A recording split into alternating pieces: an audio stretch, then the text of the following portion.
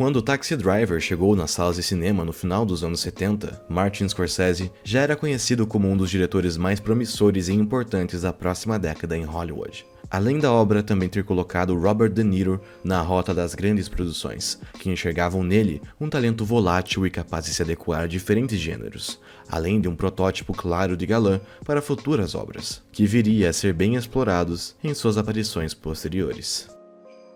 Taxi Driver foi um absoluto sucesso, vindo a se tornar uma das obras mais importantes dessa década e do cinema como um todo, com destaque para o resgate recente de sua mensagem e trama por uma parcela culta e excluída de nosso tempo. Entretanto, nem só de Taxi Driver viveu a parceria entre Scorsese e De Niro, que apenas alguns anos após o lançamento da obra, viriam a trabalhar juntos novamente, dessa vez em O Rei da Comédia, uma das obras de humor barra drama mais bem avaliadas da década de 80, além de também ter servido como uma das grandes inspirações para Coringa, que, como se sabe, teve uma forte influência também de Martin Scorsese, o que reafirma a atemporalidade da influência do diretor em obras de cunho dramático e realista. A trama acompanha a vida de Rupert Pupkin, um aspirante a comediante simplesmente obcecado pelo apresentador de talk show Jerry Langford, interpretado por Jerry Lewis, um importante apresentador daquele período na televisão americana. Sonhando em ser reconhecido por seu grande ídolo, Rupert era um dos fãs mais fervorosos e, por conta disso, esperava horas para presenciar a saída do apresentador até o seu carro, e em uma dessas ocasiões, conseguiu se infiltrar no veículo de Jerry, onde após uma breve conversa e apresentação, recebe a bênção do apresentador, com esse pedindo para que ligasse para que conversassem no futuro, o que não se passava de um claro gesto de educação do personagem, o qual Rupert não se dá conta. Acreditando ter sido abençoado pelo apresentador e escolhido para seu sucessor, Rupert começa a agir como se fosse um amigo pessoal de Jerry e passa a ter delírios de grandeza, perdendo a capacidade de diferenciar o que é real e o que não se passava de sonhos e imaginação por parte dele. Entre cenas onde ele imagina conversas com o apresentador ou já em posse de seu próprio programa, Rupert demonstra que seu sonho de se tornar um comediante também era acompanhado por uma incapacidade de viver em sociedade de forma saudável, demonstrando claros sinais de inadequação e incapacidade mental, os quais eram negligenciados e ignorados por todos ao seu redor, que resolviam apenas rir do personagem e de suas ações. Humilhado, ignorado e maltratado por todos aqueles que cruzavam seu caminho, Rupert vai lentamente se tornando mais frio e sério em suas pretensões para com Jerry, mas ainda sem perder seus claros traços de ingenuidade e inadequação frente ao apresentador. Incapaz de chamar a atenção do personagem por vias comuns, visto que a equipe de Jerry já sabia de sua existência e apenas o ignorava, Rupert acaba tendo que partir para medidas mais drásticas para remediar a sua falta de reconhecimento. Um lembrete de que era um homem psicologicamente desequilibrado, mas também que é perda de tempo esperar boas ações e reconhecimento de alguém que está em uma posição de sucesso e poder, ainda mais quando não se possui nada, como no caso de Rupert. É impossível assistir O Rei da Comédia e não notar as semelhanças entre a obra e Coringa, de 2019, pois ambas bebem da mesma fonte e contam com narrativas muito parecidas. O primeiro ato, colocando a observação de Rupert por Jerry, se assemelha quase que perfeitamente com a intenção de Arthur em comparecer ao programa de Murray Franklin, que inclusive é vivido pelo próprio De Niro. Entretanto, apesar desse primeiro ato ser muito semelhante, não tarda para que as tramas partam para caminhos diferentes, sendo possível afirmar que Coringa nada mais é do que uma versão mais sombria de O Rei da Comédia.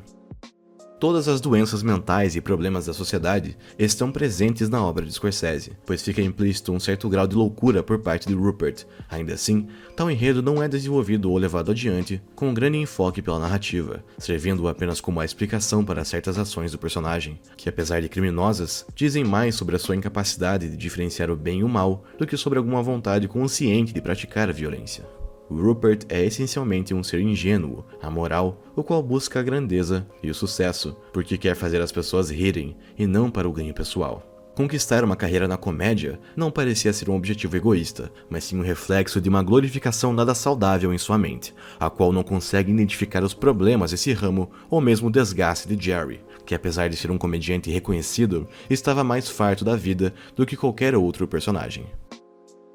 Uma análise mais próxima do personagem e suas ações mostra que, muito provavelmente, o ramo da comédia talvez seja um dos mais frios e menos engraçados em toda a indústria do entretenimento. Quando se satura piadas até o limite, tudo deixa de ser engraçado, e rir da própria desgraça é o único relance de sanidade restante. Jerry estava cansado de trabalhar em seu programa. Havia se tornado um homem visivelmente amargurado e sempre pronto para destruir com palavras quem quer que cruzasse o seu caminho. Desde fãs apaixonados como Lisa, até aspirantes à comédia como Rupert, que apesar de reconhecerem o sucesso, eram incapazes de reconhecer toda a exaustão por trás dessa carreira, sendo esse um dos fatores determinantes pelos quais Jerry passa a encarar o protagonista como um verdadeiro idiota. Rupert, de fato, não é o personagem mais inteligente da ficção, mas durante boa parte da obra, ele não havia demonstrado publicamente nenhum indício que discriminasse a deficiência de suas faculdades mentais, o que evidenciava, portanto, o estado de exaustão e cinismo que já havia tomado conta de Jerry. O que realmente irritava o apresentador, além dos avanços invasivos do protagonista, era o idealismo desmedido de Rupert, que mesmo sendo um adulto, ainda sonhava em ganhar a vida com a comédia de forma utópica. Ele ainda não havia perdido o sonho de que poderia ser reconhecido através do ramo que tanto amava, e levando esse sonho longe demais, sendo incapaz de diferenciá-lo da realidade. Isso o tornava inadequado à semelhança de Travis Bacon e Arthur Fleck. No entanto, O Rei da Comédia não é uma obra sobre doenças mentais ou sobre o impacto das ações de Rupert em seu ambiente, pois grande parte dos acontecimentos não passavam de um delírio do protagonista. Sendo assim, o grande foco da narrativa é demonstrar como Rupert, por ser essencialmente ingênuo, era um mestre em tornar a tragédia de sua vida em uma comédia, e portanto, era o rei desta. Sua vida miserável era o combustível de suas piadas, disfarçando sua depressão e seus problemas, e os tornando como um grande motivador para seus sonhos e suas pretensões no programa de Jerry, que há muito já havia perdido essa capacidade, apenas aceitando a apatia ao invés de transformá-la em riso. Brincando com o fato de seus pais terem sido alcoólatras abusivos, até mesmo os produtores de TV admitem que Rupert era bom e que seria um sucesso caso fosse ao ar, mesmo durante o sequestro de Jerry. Diante disso, não foi surpresa nenhuma o fato de que arrancou gargalhadas do público presente, pois além de ter o combustível certo, exalava também a impressão de que era um homem inofensivo e um palhaço, ponto muitíssimo elogiado na atuação de De Niro, que vinha de um papel totalmente traumático como o vivido em Taxi Driver, e que aqui acaba sendo deixado de lado em detrimento de uma persona mais sorridente e ingênua, ainda capaz de se encantar com o mundo, apesar de suas falhas e inúmeros problemas.